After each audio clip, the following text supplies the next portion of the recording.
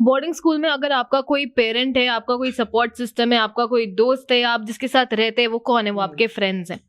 और उस टाइम पे अगर बुलिंग के वजह से आप अपने सारे फ्रेंड्स खो दो, इमेजिन करो एक लाइफ 5 साल जी रहे हो, चलो 5 साल छोड़ो, आप 1 हफ्ता बिना किसी से बात किए रहना आप इमेजिन भी नहीं कर सकते हो।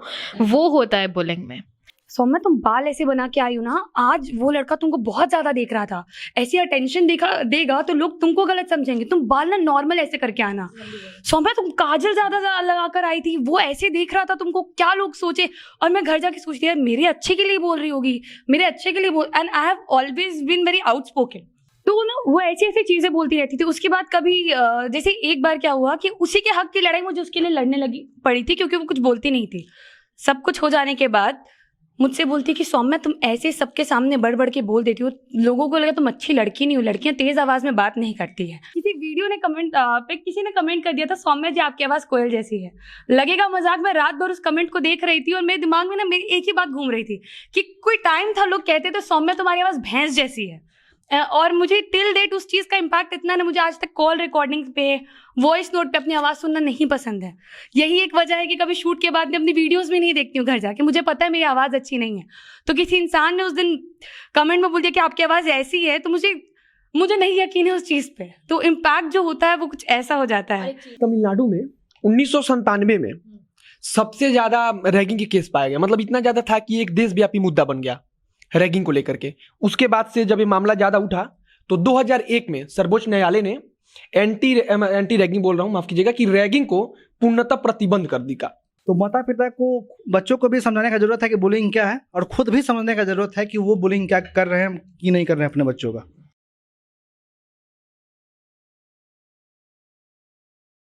नमस्कार, स्वागत है आपका जनता जंक्शन के स्पेशल सेगमेंट बोलना मना है में। आज का हमारा मुद्दा है बुलिंग। एपिसोड के पहले हम डिस्कस कर रहे थे कि आज क्या क्या करना है, तो उसमें मैंने सबसे ऐसे ही पूछा कि आपके हिसाब से बुलिंग क्या है। एक दिलचस्प बात ये रही कि बुलिंग को लेकर सबकी अपनी अपनी समझ है, इसलिए हम एक एक करके सबसे पूछेंगे कि उनके हिसाब से बुलिंग क्या है। मैं माइक अमन शर्मा को ट्रांसफर करूं उसके पहले धन्यवाद रहेगा boring road located golden flavours restaurant का, जिन्होंने आज हमें अपनी स्पेस यूज करने के लिए मौका दिया है। एक चीज़ छूट गया, वो ये है कि हमें कम्प्लीमेंट के तौर पर यहाँ पर कॉफ़ी फ्री में पिलाया जा रहा है। ये बताना भी ज़रूरी है क्योंकि ये लोग अपना जगह भी दे रहे हैं और पीने के लिए कॉफ़ी भी फ्री में दे रहे हैं। अब जहाँ तक बात है बुलिंग का, तो बुलिंग का अपना अपना, जैसे कि आपने कहा कि अपना अपना पर्सपेक्टिव है सबका। मेरा पर्सपेक्टिव ये है कि जब ऐसा कोई काम हमको करने के लिए कहा जाए, इनडायरेक्टली मतलब फिजिकली या फिर मेंटली हमसे कुछ करवाया जाए, तो अगर हम उस चीज़ को नहीं करना चाह रहे हो लेकिन हमसे ज़बरदस्ती करवाया जा रहा है, तो वो हमारे लिए बुलिंग होगा। अब जैसे कि मान लीजिए कि पिछले एपिसोड में हम बात किए थे कि हमको करना था मास कॉम, लेकिन हमको बोला गया कि नहीं, आपको सरकारी नौकरी करना है, उसके लिए पढ़ना है। तो हम 1 साल रह के यहाँ पे पीछे में एन कॉलेज है, यहीं पे जस्ट पीछे में एन कॉलेज है, यहाँ पे पढ़ रहे थे हम। तो यहाँ से फिर हम भाग के गए पढ़ने के लिए मास कॉम। तो मेरा मन नहीं था यहाँ पे ग्रेजुएशन करने का या फिर सरकारी नौकरी करने का, लेकिन हमसे करवाया गया, मेरे घर से दबाव बनवाया गया। तो that was bullying for me. अपने अपने लोगों के बहुत पर्सपेक्टिव होते हैं। किसी को कहीं जाना है, कोई रास्ता में छेड़ दिया, तो ये सब भी मतलब ना एक वो होता है, बुलिंग का भी एक पार्ट होता है। जैसे कि कोई कहीं पे आप कॉलेज जाइए, वहाँ पे लोग रैगिंग करते हैं, that is also part of bullying too. Pragya, आपके अकॉर्डिंग बुलिंग क्या है? अमन जी ने बहुत अच्छे से समझाया कि हर किसी का अलग अलग है। आप कॉलेज जा रहे हो तो बीच में किसी ने छेड़ दिया, वो भी बुलिंग है। बट मेरे लिए बुलिंग ये कहता है कि किसी को बेमतलब परेशान करना, सिर्फ इसलिए कि वो आपको लगता है कि वो आपसे वीक है, तो उसको परेशान कर दो और परेशान करते रहो बेमतलब का। क्योंकि आपको किसी अजीब तरह की संतुष्टि मिल रही है कि हाँ ठीक है, क्योंकि वो आपसे वीक है और ये आपको लगता है। मुझे लगता है बुलिंग इसको कहते हैं। मेरे लिए भी वही है कि किसी को परेशान करना, लाइक इसके अंदर बहुत सारी चीज़ें आ जाती है। किसी को आप बॉडी शेम कर रहे हो, चढ़ा रहे हो बार बार एक चीज़ के लिए, और उसको एकदम नीचा दिखा रहे हो, इतना नीचा कि वो खुद में ये फील करने लगी कि वो सच में उस चीज़ पे यकीन कर ले कि हाँ हम ऐसे हैं। वही है मेरे लिए भी। अब किसी का कोई काला है, उसको लेकर मजाक उड़ाया जाए, मुझे लगता है ये भी बुलिंग है और ये भी उसका पार्ट ही है। इसके बाद से फैमिली बैकग्राउंड से लेके चाहे किसी भी चीज़ से जिससे उसको मतलब क्या बोलते हैं कि उसको दुख पहुंचता हो, ऐसी किसी भी चीज़ पे टिप्पणी की जाए, तो ये सारी चीज़ें हमें नीचा दिखाया जाए उसे, तो यही बुलिंग होता है। मेरी भी बुलिंग की डेफिनेशन आप लोगों सबसे ऑलमोस्ट मिलती ही है, पर बुलिंग मेरे हिसाब से सिर्फ ऐसे रास्ते में चिल्लाना नहीं है। मेरे हिसाब से बुलिंग घर में भी होती है। जब मान लीजिए कि आप लोग काफ़ी, आपके बहुत सारे कजिन्स हैं, तो आप किसी एक को जो शायद थोड़ा बाकियों से कम है उसे ये कह के नीचा दिखाना कि अपने उस फलाना बहन से सीखो कितना अच्छा कर रही है। एक है जिसका शायद रंग थोड़ा सांवला है, तो अरे क्या करती हो, चाय कम पिया करो काली हो जाओगी, अरे क्या कर रही हो, उसकी तरह दही बेसन लगाओ, अपने आप पे ध्यान दो। तो कभी कभी लोग रियलाइज भी नहीं करते हैं कि वो सबकॉन्शियसली किसी को बुली कर रहे हैं। मेरे हिसाब से बुलिंग वही होता है कि इंसान को ऐसा फील कराना कि वो जैसा है वो उस हिसाब से इनफ नहीं है। तो मेरे हिसाब से बुलिंग की डेफिनेशन बस इतनी सी है कि आप किसी इंसान को ये महसूस कराते जाए कि वो कितनी भी कोशिश कर ले लेकिन समाज के स्टैंडर्ड्स को मैच नहीं कर सकता है। प्रज्ञा, मैं आपसे समझना चाहती हूँ कि बुलिंग की शुरुआत होती कैसे है? थैंक यू ये क्वेश्चन पुट करने के लिए मेरे पास, क्योंकि यहाँ पे मैं बताना चाहूँगी कि मैं एक्चुअली खुद भी बुली हुई हूँ। मुझे मेरे बचपन में काफ़ी बुली किया गया है, तो मैं अपने बारे में बताऊँगी और ये बताऊँगी कि कैसे शुरू होता है। होता कुछ नहीं है, शुरू होता है टॉन्ट से। हो सकता है आपको ऐसे बोल दे, अरे तुम्हारी हाइट तो कितनी छोटी है। हो सकता है गाना गा दे, मेरे लिए जो गाया करते थे कि वो होता है ना हाइट वाला, कि जब बीवी का क्या काम है, बच्चे का क्या काम है, जिसकी बीवी छोटी बच्चे का क्या काम है, ऐसे समथिंग मेरे लिए गाते थे। और मैंने क्या किया कि मैंने उसको इतने सीरियसली नहीं लिया, इतने गंभीरता से नहीं लिया। जिसने भी बोला सुन लिया, हंस लिया उनके साथ भी। ये था मेरा मिस्टेक, क्योंकि बुलिंग शुरू होती है यहीं से। आप कुछ भी बकवास कर दो और हम उसको ले लें और उसके अगेंस्ट खड़े ना हो, उसके अगेंस्ट स्टैंड ना ले, तो ये जो छोटे छोटे टॉन्ट्स होते हैं ना, वो आगे जाके रुकते नहीं हैं और वो इस हद तक बढ़ जाते हैं कि फिर आप कस के रह जाते हो, आप कुछ नहीं बोल पाते हो और वो ले लेता है बुलिंग का फॉर्मेट। वहाँ से शुरू होती है बुलिंग। मैं छोटी थी, मेरे पेरेंट्स ने मुझे बोर्डिंग स्कूल में डाल दिया, जो मैं बता रही थी। तो मैं 8 साल की थी, 7 या 8 साल की थी, स्टैंडर्ड 4th में थी। मेरे पेरेंट्स ने बोर्डिंग स्कूल में मुझे डाल दिया था। तो जाहिर सी बात है, अपना ध्यान रखना मुझे आता नहीं था, तो मेरे बाल में काफ़ी जुएँ भर गई थी और मैं अपना ध्यान नहीं रख पाती थी। मैं छोटी भी थी, तो लोगों को एक अच्छा ऑप्शन मिल गया, कुछ भी बोलने लग गए। पहले तो मैंने कुछ बोला नहीं, ये सोच के कि मम्मी ने सिखाया है बड़ों का इज्जत करना चाहिए, तो ये मुझसे अगर 1 साल भी बड़ी है तो मुझसे बड़ी है, तो मैं इनको कुछ नहीं बोलूँगी पलट के। पर वही चीज़ बुलिंग बन गई, क्योंकि मैंने कुछ बोला नहीं। तो मुझे बोलने लग गए जुओं की माँ, अरे देखो तुम्हारे फोटो में तो देखो जू हाय बोल रहा है ऊपर से।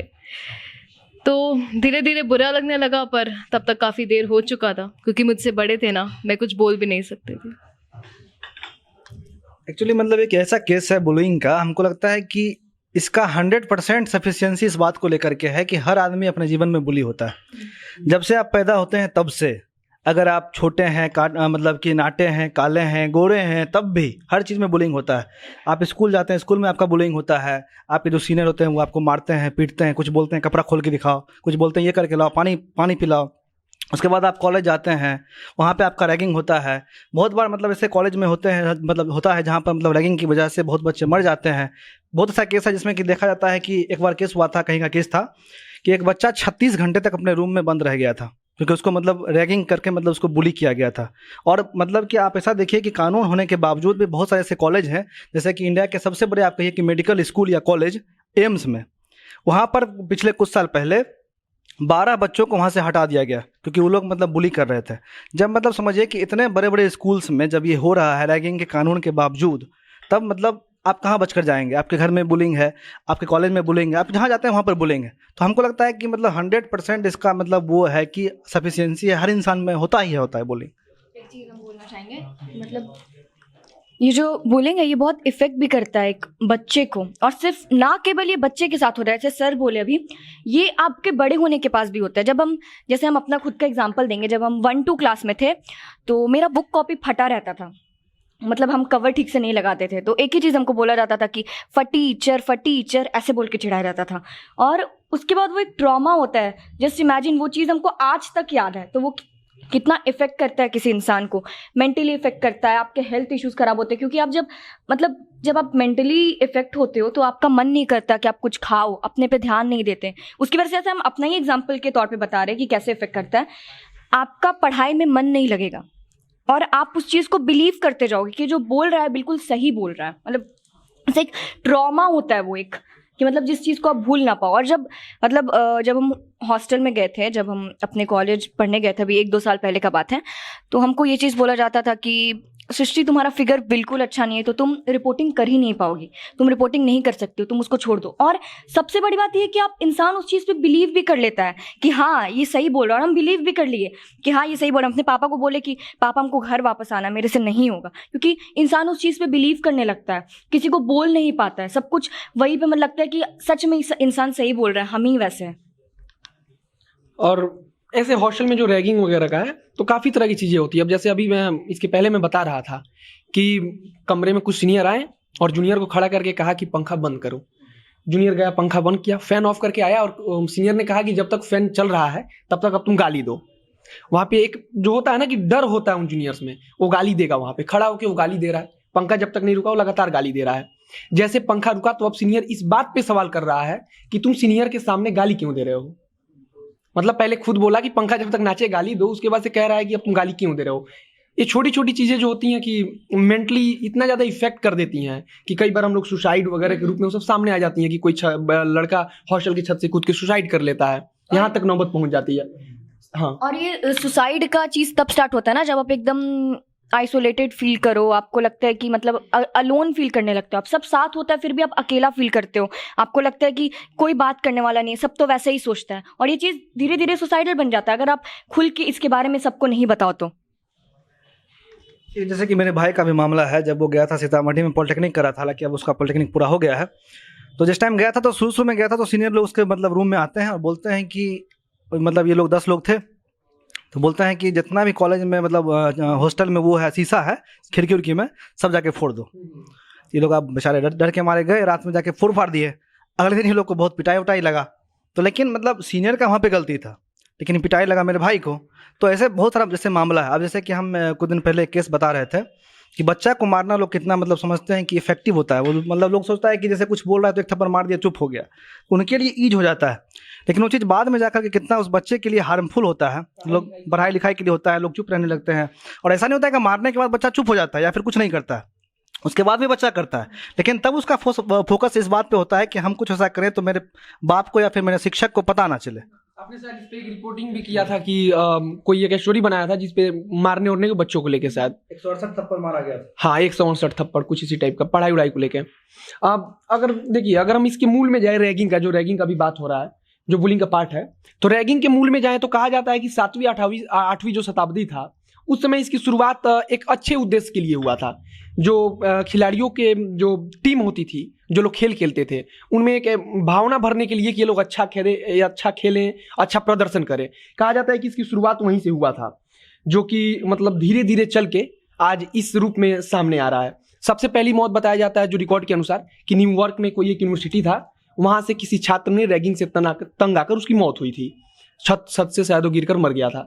और भारत में जहाँ तक रैगिंग की शुरुआत मानी जाती है, तो जब अंग्रेजी माध्यम के जब स्कूल जब यहाँ पे आए तो माना जाता है कि वहाँ से इसकी धीरे धीरे शिक्षण संस्थानों में इसकी नींव पड़ गई।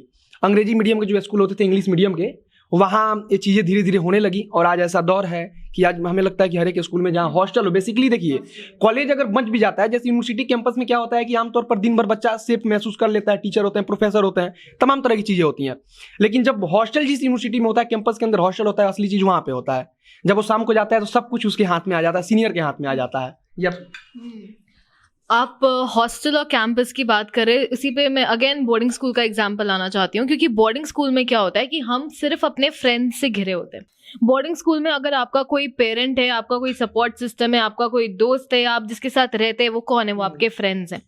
और उस टाइम पे अगर बुलिंग के वजह से आप अपने सारे फ्रेंड्स खो दो, इमेजिन करो एक लाइफ 5 साल जी रहे हो, चलो 5 साल छोड़ो, आप 1 हफ्ता बिना किसी से बात किए रहना आप इमेजिन भी नहीं कर सकते हो।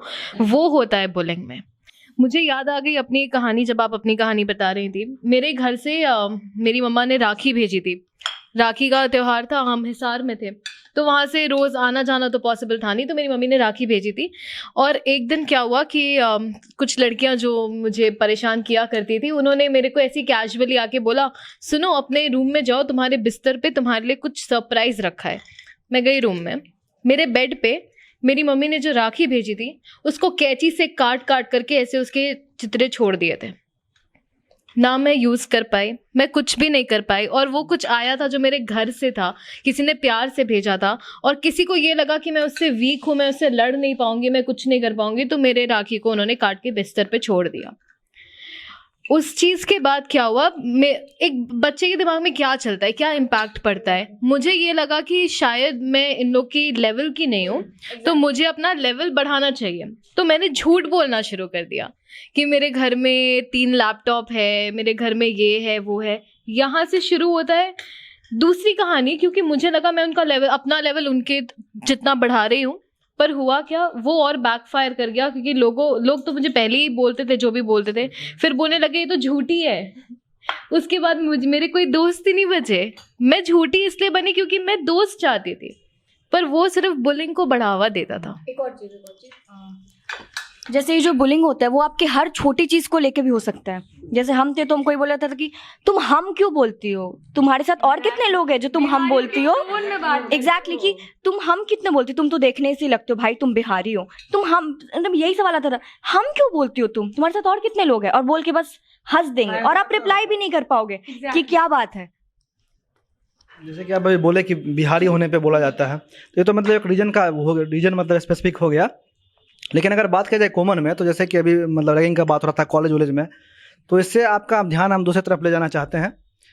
जब हम PMCH में मार खाने के बाद स्टेशन में बैठे हुए थे, पुलिस स्टेशन में, तो क्या हुआ कि एक कैदी वहाँ से भाग गया।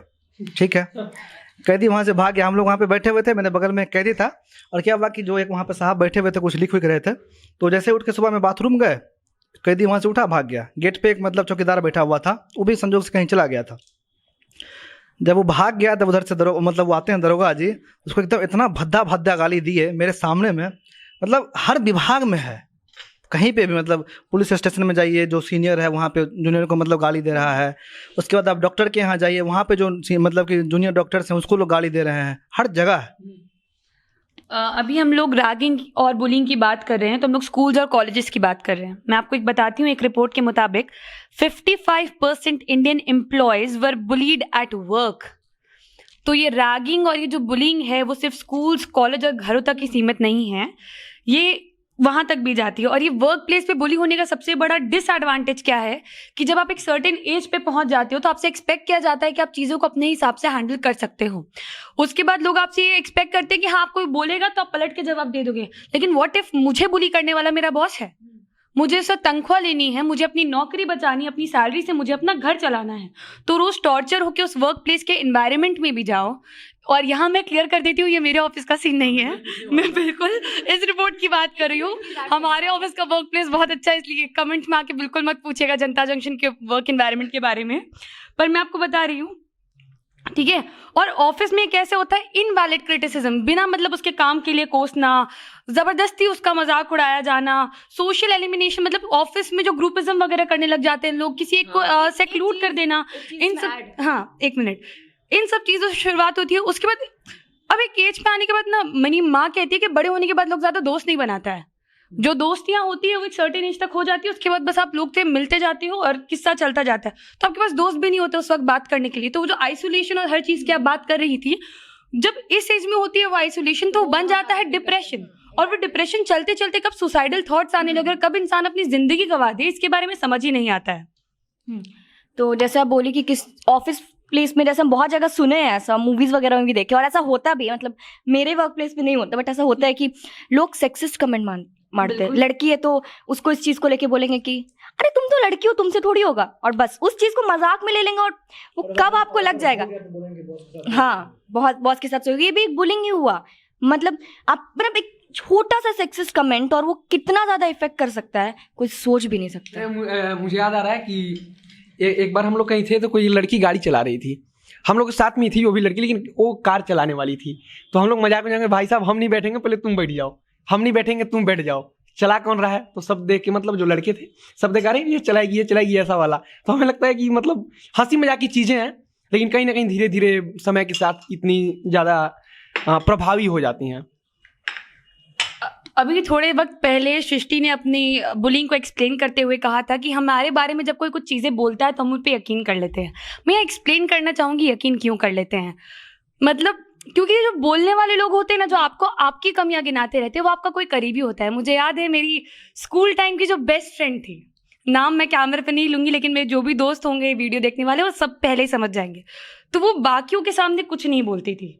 मतलब बेस्ट फ्रेंड सौम्या और वो बेस्ट फ्रेंड, जब कोई नहीं रहता था सुनने वाला, तब क्या क्या चीज़ें बोलती थी। सौम्या तुम बाल ऐसे बना के आई हो ना, आज वो लड़का तुमको बहुत ज़्यादा देख रहा था, ऐसी अटेंशन देगा तो लोग तुमको गलत समझेंगे। तुम बाल ना नॉर्मल ऐसे करके आना। सौम्या तुम काजल ज़्यादा लगा कर आई थी, वो ऐसे देख रहा था तुमको, क्या लोग सोचे। और मैं घर जाके सोचती यार मेरे अच्छे के लिए बोल रही होगी, मेरे अच्छे के लिए बोल। And I have always been very outspoken. तो ना वो ऐसी ऐसी चीज़ें बोलती रहती थी। उसके बाद कभी जैसे एक बार क्या हुआ कि उसी के हक की लड़ाई मुझे उसके लिए लड़ने लगी पड़ी थी, क्योंकि वो कुछ बोलती नहीं थी।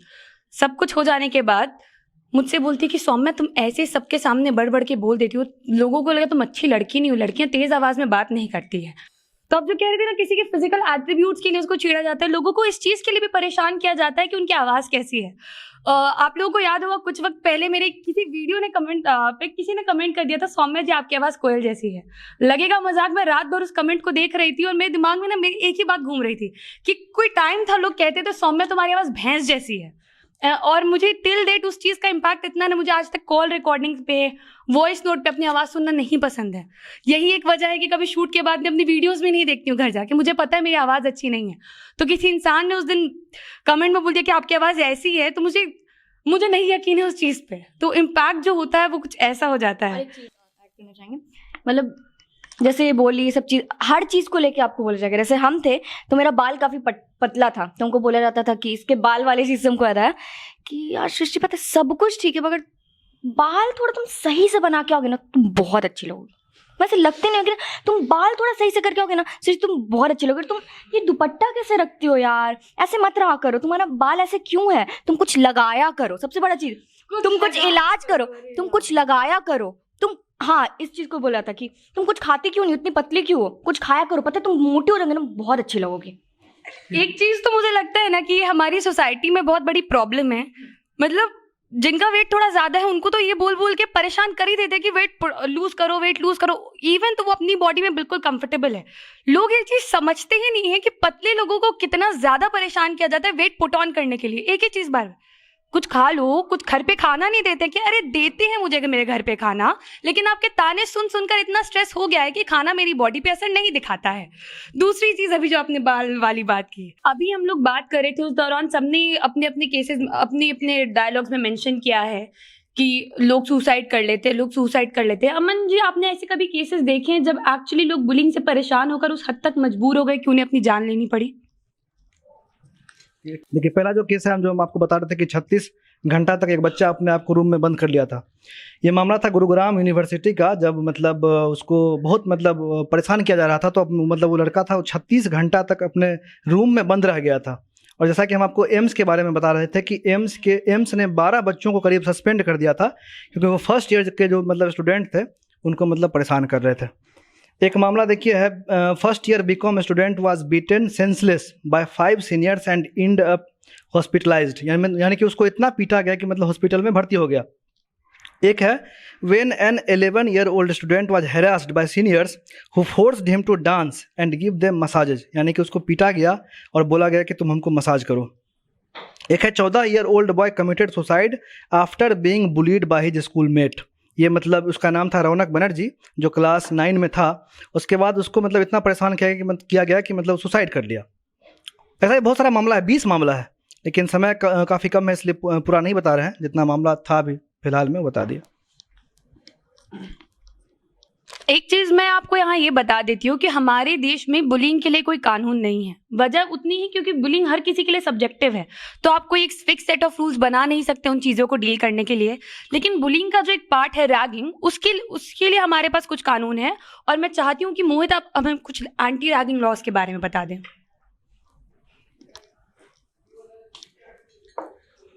कहा जाता है कि तमिलनाडु में 1997 में सबसे ज्यादा रैगिंग के केस पाया गया। मतलब इतना ज्यादा था कि एक देशव्यापी मुद्दा बन गया रैगिंग को लेकर के। उसके बाद से जब ये मामला ज्यादा उठा तो 2001 में सर्वोच्च न्यायालय ने एंटी रैगिंग बोल रहा हूँ, माफ कीजिएगा, कि रैगिंग को पूर्णतः प्रतिबंध कर दी का, मतलब इसे गैर कानूनी घोषित कर दिया। उसमें एंटी रैगिंग कानून बनाया गया। इसके तहत अगर कोई भी दोषी पाया जाता है तो उसे 3 साल की सजा दी जाएगी। इसके बाद से समय समय पर इसमें और मतलब प्रभावी बनाने के लिए काफ़ी कदम उठाया गया। जैसे कि यूनिवर्सिटी में आप जाते हैं तो सबसे पहले आपको एक एफिडेविट साइन कराया जाता है कि आप रैगिंग नहीं करेंगे, बोर्ड पे हर जगह लिखा होता है। दूसरा चीज़, यूनिवर्सिटी में एक टीम स्पेशली उसके लिए होती है कि जो इन सारे मामलों को देखेगी। कहा जाता है कि अगर कोई भी छात्र अगर इससे जुड़ा हुआ कोई भी कंप्लेन करता है तो 24 घंटे के भीतर उस पर कार्रवाई यूनिवर्सिटी करे। उसके लिए helpline number, toll free helpline number भी जारी किया जाता है यूनिवर्सिटी में। कहीं से भी छात्र अगर यूनिवर्सिटी कैंपस में है, इसका शिकार हो रहा है तो शिकायत करेगा तो तुरंत उस पर कार्रवाई होगी। इसके बाद से कई जगह कॉलेजों में ऐसे केसेस आने लगे कि शिकायत कर देता था छात्र, फिर भी कुछ नहीं होता था। तो फिर ऐसा प्रावधान किया गया कि अगर कॉलेज उस पर कार्रवाई नहीं करता है तो फिर जो सर्वोच्च न्यायालय या फिर जो भी अदालत है वो अदालत उस यूनिवर्सिटी पर कार्रवाई करेगा। छात्र वाला केस तो वो देखेगा ही देखेगा, वो यूनिवर्सिटी पर भी कार्रवाई करेगा कि आखिर उन्होंने ऐसा क्यों नहीं किया। बाकी 3 साल की सजा अधिकतम हो सकती है, ये कानून हमारा कहता है। अब हम इस एपिसोड के एंड में पहुंच चुके हैं और हर बार की तरह मैं सबके क्लोजिंग स्टेटमेंट्स लेने वाली हूँ। आज मेरे क्लोजिंग स्टेटमेंट में मुझे किसी को कुछ कहना नहीं है, बस मेरे कुछ दोस्त जिन्होंने मुझे इस बुलिंग से बाहर निकाला था, जिन्होंने मुझे फील कराया है आज तक मेरी लाइफ में कि मैं बहुत जो हूँ मैं वैसे सबसे अच्छी हूँ, उनका शुक्रिया करना चाहती हूँ। शुक्रिया रहेगा पूजा पांडे का, शताक्षी केसरी, नलिनी सिन्हा, उत्कर्ष राज और रचित कृष्णा का। ये 5 मेरे वो दोस्त हैं जो ढाल की तरह हमेशा मेरे साथ खड़े रहे, मेरे पीछे, मेरे बालों को, मेरी आवाज़ को, हर चीज़ को और मेरी आंख तक के काजल को डिफेंड करते रहे।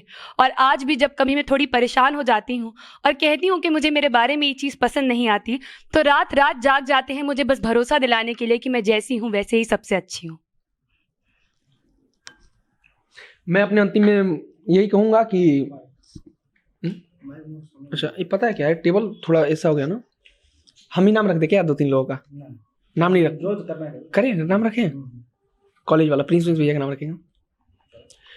हम ही सबसे पहले तो नाम रखना चाहेंगे 3-4 लोगों का कि जब मैं कॉलेज में गया था, कॉलेज हॉस्टल में गया था, तुम लोगों ने मतलब मुझे एहसास नहीं होने दिया कि रैगिंग होता क्या है।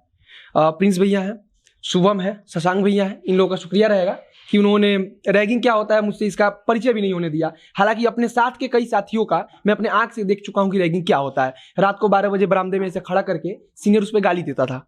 मतलब 4-5 सीनियर आ जाते थे और फर्स्ट ईयर का जो स्टूडेंट होता था उसको वहाँ पे फर्स्ट सेमेस्टर में जो आता था नया, उसको खड़ा करके गाली दिया जाता था, वो चुपचाप सुनता था। दूसरा 3rd बटन कहा जाता था कि तुम अपने शर्ट का ऐसा 3rd बटन देखोगे, ऐसे मुंडी मतलब अपना सर ऊपर नहीं करोगे, 3rd बटन देखोगे लगातार। ये सारी बहुत सारी चीज़ें हैं। तुम हाफ पैंट पहन के तुम इसमें खाना खाने नहीं जा सकते हॉस्टल में, बॉयज़ हॉस्टल में, सब लोग जानते होंगे जो बॉयज़ हॉस्टल में रहा होगा। तो ये सारी चीज़ें होती थी।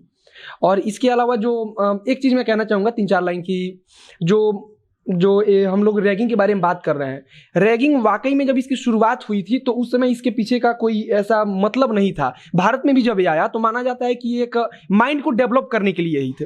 इसके पीछे हमने कई सारा आर्टिकल बड़े बड़े पढ़े तो हमने देखा कि जो विशेषज्ञ है उनका मानना होता है कि रैगिंग इज अ गुड, लेकिन एक लिमिट में होना चाहिए। जैसे रैगिंग के लिए लेके माना जाता है कि दिमाग, जो बच्चों का दिमाग होता है, अब जैसे देखिए मैं सिंपल से बताता हूँ कि बच्चा जब कॉलेज में जाता है ग्रेजुएशन करने, उसके बाद से उसको क्या बोलते हैं कि प्रोफेशनल लाइफ में आना होता है। वहाँ से वो अपने सीनियर को सर कहना सीखता है, मतलब सीनियर को सर कहेगा तो ये चीज़ उसकी पूरी जिंदगी में रहेगी। मैं यहाँ पे अमन सर बोलूँगा, अंकित सर बोलूँगा अपने सीनियर्स को, तो ये चीज़ अच्छा होता है बच्चों के लिए कि उसका माइंड ओपन होता है, खुलता है, वो समझता है दुनिया को।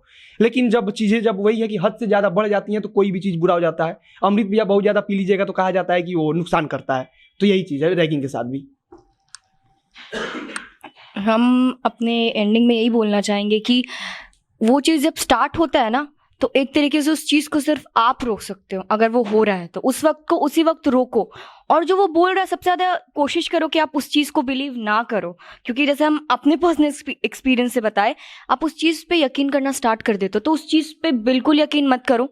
अपने आसपास जो भी उससे बात करो, अगर आपके साथ ऐसा हो रहा है तो अपने आसपास बात करो और आप जैसे हो वैसे खुद को एक्सेप्ट करो, तो आप पे बुलिंग का कोई इफेक्ट पड़ेगा ही नहीं। और अगर ऐसा कुछ हो रहा है तो खुल के सबसे बात करो, और चीज़ को सिर्फ आप रोक सकते हो तो उसको वहीं पे स्टॉप करो। मुझे लगता है मैंने यहाँ पे काफ़ी स्टोरी सुनाई है अपनी पर्सनल एक्सपीरियंस की, पर क्योंकि क्लोजिंग स्टेटमेंट है तो बुलिंग को रोका कैसे जा सकता है, मैं शायद इसके बारे में कुछ बताना चाहूँगी। एक दिन मैं ऐसी अपने बालकनी में खड़ी थी और नीचे कुछ बच्चे खेल रहे थे, तो एक बच्चा दूसरे बच्चे को वो बुली कर रहा था, पर क्योंकि वो बच्चा है उसको नहीं पता कि वो बुली कर रहा था। बचपन में हमें नहीं पता होता है ना कि हम क्या कर रहे हैं। तो वो एक जो दूसरा बच्चा था वो उसको शायद क्रिकेट खेलना नहीं आता था, तो वो जो पहला बच्चा था वो उसको बोल रहा है फील्डिंग नहीं आता है इससे सीख लिया, बॉलिंग नहीं आता है इससे सीख लिया, बैटिंग नहीं आता है अरे क्या करेगा, ऐसे करके उसको पीठ पे मार मार के उसको आगे लेके जा रहा था। और मैं खड़ी थी, मैं देख रही थी, मैंने कुछ नहीं बोला क्योंकि उस टाइम पे उस बच्चे को बोलने का कोई मतलब नहीं था। शायद मैं बोल नहीं पाती, शायद उनके पेरेंट्स को पसंद नहीं आता, लेकिन मैं बुलिंग के अगेंस्ट ये एक अवेयरनेस चाहती हूँ।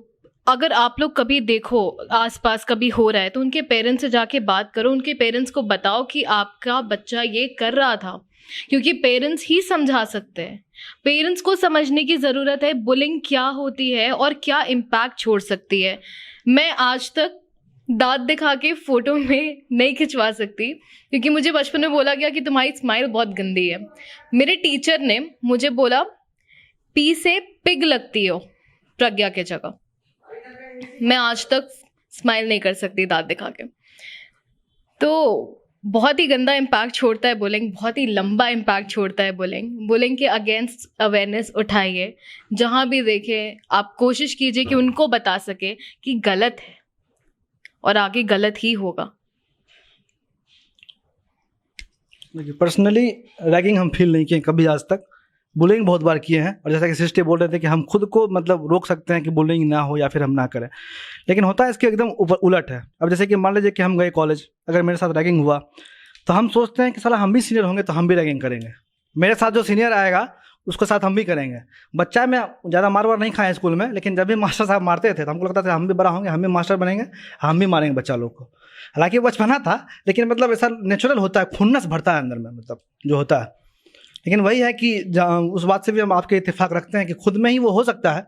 और माता पिता खुद बुली करते हैं तो माता पिता को बच्चों को भी समझाने का ज़रूरत है कि बुलिंग क्या है, और खुद भी समझने का ज़रूरत है कि वो बुलिंग क्या कर रहे हैं कि नहीं कर रहे हैं अपने बच्चों का। अंत में मैं आपसे फिर वही कहूंगी कि अगर आपको लगता है ऐसे कोई मुद्दे हैं जिन्हें समाज के सामने लाने की ज़रूरत है तो आप ज़रूर उन्हें Facebook messages, comments, Instagram messages किसी भी तरीके से हमारी टीम तक पहुंचा सकते हैं, क्योंकि कोई और सुने ना सुने जनता जंक्शन आपकी बात ज़रूर सुनेगी। अंत में हम फिर से शुक्रिया करते हैं गोल्डन फ्लेवर्स रेस्टोरेंट का, जिन्होंने अपनी स्पेस को हमें यूज़ करने की इजाज़त दी। वापस आपका ध्यान दिलाना चाहूँगी हमारे LGBTQIA सोसाइटी की तरफ समर्थन के हमारे बैजेस का। सब लोग अपने बैज आपको फिर एक बार कैमरे पर दिखा दें। अगले हफ्ते फिर मुलाकात होगी किसी नए मुद्दे के साथ। तब तक के लिए मैं हूं सौम्या राठी, कैमरे के पीछे हैं पीयूष चौरसिया और आप देख रहे हैं बोलना मना है।